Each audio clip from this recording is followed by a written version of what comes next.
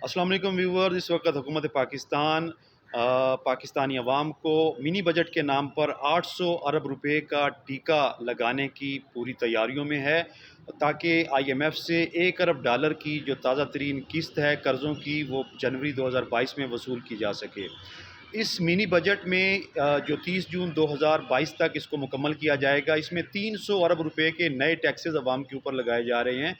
और 500 अरब रुपए की जो तरक्याती अखराजात अवाम के ऊपर लगने थे, वो उनके अंदर 500 अरब रुपए की कटौती की जा रही है। 2135 अरब रुपए का तरक्याती बजट अनाउंस किया था जून 2021 के बजट में, और अब उसी के अंदर हुकूमत खुद जो है IMF से मज़ीद कर्जा लेने के लिए IMF की फरमाइश पर 500 अरब रुपए अवाम की जेब से काट रही है। तो इसके अलावा ये सिर्फ एक कदम है। इसके अलावा बिजली के टैरिफ बढ़ा दिए गए हैं, तकरीबन 4 रुपये बिजली की कीमत में फ़ी यूनिट इजाफ़ा किया गया है। और पेट्रोलियम मसनूआत में हम देख रहे हैं कि पिछले चंद माह में 35 रुपये से ज़्यादा फ़ी लीटर इजाफ़ा किया गया है। इसके अलावा जो स्टेट बैंक ऑफ पाकिस्तान, जो पाकिस्तान का मरकज़ी बैंक है, उसकी खुद मुख्तारी के नाम पर जो है state bank of Pakistan act 1956 में तरमीम की जा रही है, और उसको पाकिस्तान की हुकूमत से उसको आज़ाद करके IMF के लिए जो है IMF के मरहून मिन्नत और दूसरे इदारों के आलमी इदारों के मरहून मिन्नत रखने की कोशिश हो रही है। तो ये तमाम सख्त शराइत मानकर जो है वो हुकूमत सिर्फ $1 अरब की जो किस्त वसूल करना चाहती है IMF से जनवरी 2022 के अंदर। तो इस वीडियो के अंदर हम देखेंगे क्या ये $1 अरब की किस्त पाकिस्तान के लिए वसूल करना इतना ज़रूरी है, क्या पाकिस्तान की सर्वाइवल जो है वो इस $1 अरब के बगैर मुमकिन नहीं है, जिसकी वजह से हम पिछले 6 माह से ये IMF की फरमाइशें पूरी कर रहे हैं और आवाम को कुर्बानी का बकरा बनाया जा रहा है इसके लिए। और इसके अलावा हम देखेंगे कि IMF क्या है, इसका साम्राज्य एजेंडा क्या है, और ये किस तरह गरीब ममालिक की मईशत को कंट्रोल करता है। और जो है ये भी देखेंगे कि क्या पाकिस्तान के लिए इस वक्त IMF के पास जाना इंतहाई ज़रूरी है, या सिर्फ ये हुकूमत का जो है वो एक जो है वो पार्टी बुनियादों पर एक नैरो एजेंडा है। तो इसमें सबसे पहले हम देखते हैं कि IMF एक आलमी इदारा है, जो आलमी मालियाती इदारा है, जिसको 1944 में कायम किया गया, जिसके इस वक्त 189 अरकान हैं, और जो अमीर ममालिक से जो है इसके अंदर फ़ंड जमा करवाते हैं अपनी माशी बसात के मुताबिक, और जो है इस फ़ंड को जो है वो ज़रूरत के मुताबिक गरीब ममालिक को सूद के ऊपर जो है ये कर्ज़ दिए जाते हैं। और जो है इसके बदले में IMF जो है, जो कि बड़ी ताकतों का एक फ़ेस ही है, आलमी साम्राज्य का एक फ़ेस है, तो वो किस तरह गरीब ममालिक की मईशत को वो कंट्रोल करता है। तो इसमें हम सबसे पहले देखते हैं कि ये जो IMF है, इसका जो कारोबार है, ये मैंने आपको बताया कि अमीर ममालिक इसमें फ़ंड जमा करवाते हैं, उनके लिए ये एक धंधा है, क्योंकि वो इस कर्ज़ को जो गरीब ममालिक में बांटा जाता है उनकी ज़रूरियात के मुताबिक, इससे लिए जो वो सूद लेते हैं, प्रॉफिट लेते हैं, उससे वो अपनी मईशत को फ़रोग़ देते हैं। अमीर ममालिक जैसे अमेरिका सर फ़हरिस्त है, जिसके अंदर जो IMF के टोटल बजट में से 17% जो है वो कंट्रीब्यूट करता है। जापान 6.5% कंट्रीब्यूट करता है, और चाइना तीसरे नंबर पर, वो भी तकरीबन 6.5% कंट्रीब्यूट करता है। तो गरीब ममालिक जो है, तो ये अमीर ममालिक के लिए धंधा है IMF, और जो गरीब ममालिक हैं जो ये कर्ज़ वसूल करते हैं और फिर उसको सूद समेत वापस करते हैं, बल्कि वो इस कर्ज़ की दलदल में साल के लिए फंस जाते हैं, और उनकी मईशत जो है वो आलमी साम्राज्य के जो है वो कंट्रोल में आ जाती है, और वो अपने तमाम इक़दामात, तमाम फ़ैसले IMF से पूछ कर करते हैं। बल्कि यूँ समझें कि वो उनकी मईशत, उनका बजट IMF चला रहा होता है, तो ये कहना जो है वो गलत नहीं होगा। तो ये गरीब ममालिक के लिए, तो अमीर ममालिक के लिए एक धंधा है, और गरीब ममालिक जो कर्ज़ लेते हैं उनके लिए IMF एक फंदे का नाम है, ये एक फंदा है उनके लिए, जिससे ना वो अपनी खुद मुख्तारी खो देते हैं, बल्कि वो कर्ज़ की दलदल में फंसकर उनकी माशी खुशहाली के ख्वाब जो है वो हमेशा के लिए चिकनाचूर हो जाते हैं। तो अब ये देखना है कि ये IMF किस तरह गरीब ममालिक की मईशत को कंट्रोल करता है। तो IMF की जो है वो कंट्रोल करने का तरीक़ाकार ये है कि ये इनका जो कर्ज़ है, जो किसी मुल्क से मुआहदा होता है, तो कर्ज़ की जो अमाउंट है वो तय कर ली जाती है, और उसके लिए मुद्दत भी तय कर ली जाती है कि इतनी मुद्दत के लिए आपको ये कर्ज़ इतने अरब डॉलर दिया जा रहा है, और इस शरह सूद पर दिया जा रहा है, और इस तरह ये आप वापस करेंगे। तो उसके बाद जो है ये इसकी अक़सात बनाई जाती हैं, इंस्टॉलमेंट्स बनाई जाती हैं। اور پھر وہ جو مدت ہے اس مدت کے اندر قسطوں کے اندر ان کو جاری کیا جاتا ہے، لیکن یہ صرف ایک دفعہ اپروول سے جاری نہیں ہو جاتا، بلکہ آئی ایم ایف کا ایگزیکٹو بورڈ جو ہے وہ ہر چند مہینے بعد اس قرض وصول کرنے والے ملک کی معیشت کا ریویو کرتے ہیں، جائزہ لیتے ہیں، پیریوڈک ریویو کرتا ہے آئی ایم ایف کا ایگزیکٹو بورڈ، اور ہر چند ماہ بعد اس کی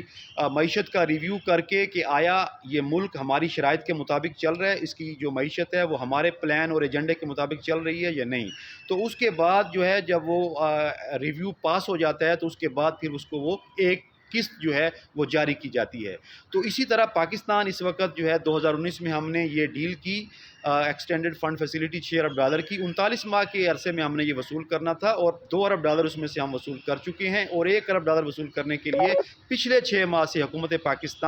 پاکستانی عوام پر بوجھ ڈال رہی ہے، اور جو ہے پاکستان کے مرکزی بینک جو ہے اس کو بھی آئی ایم ایف کے حوالے کر رہی ہے۔ تو اس کے اندر ہم یہ دیکھیں گے کہ اب یہ اس کا ایجنڈا کیا ہے۔ تیسرا سوال جو میری ویڈیو کا تھا کہ آئی ایم ایف کا سامراجی ایجنڈا اور منشور ان کا کیا ہے، کیونکہ یہ بڑی طاقتوں کا اعلی کار ہے اور ان کے فنڈ سے چلتا ہے۔ تو اس کا ایجنڈا یہ ہے کہ سرمایہ دارانہ اس کا ایجنڈا ہے اور غریب کش ایجنڈا ہے، کہ ہر ملک میں غریب ممالک کے اندر جو حکومتیں اور جو سرمایہ دار طبقہ ہے اور جو حکومتی ڈپارٹمنٹس ہیں ان کو سپورٹ اور ان کو فائنانس کیا جائے، اور اس کے بدلے میں جو ہے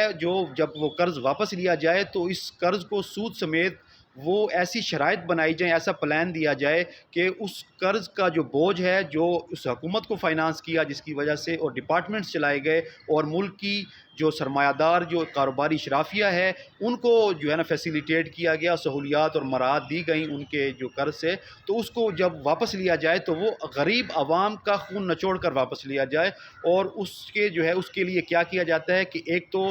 غریب عوام کے لیے انفلیشن ریٹ جو ہے وہ بڑھا دیا جاتا ہے، کرنسی ریٹ جو ہے وہ کسی بھی ملک کی وہ ڈی ویلیو کر دی جاتی ہے، شرح سود بڑھا دیا جاتا ہے، اور عوام کے اوپر جو اخراجات ہونے ہوتے ہیں ترقیاتی بجٹ اس کے اندر آئی ایم ایف کی فرمائش پر وہ کٹوتی کی جاتی ہے۔ وہ ساری چیزیں جو اس وقت پاکستان کے اندر ہو رہی ہیں، ہمارا پیٹرولیم بھی مہنگی ہوئی ہیں، 100 روپے سے چل کے وہ اس وقت 146 روپے تک پہنچ گئیں، جو آج کے دن تو 5 روپے اس میں کمی کہی گئی ہے صرف۔ تو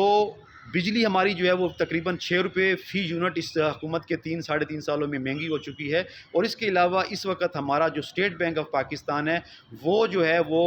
اس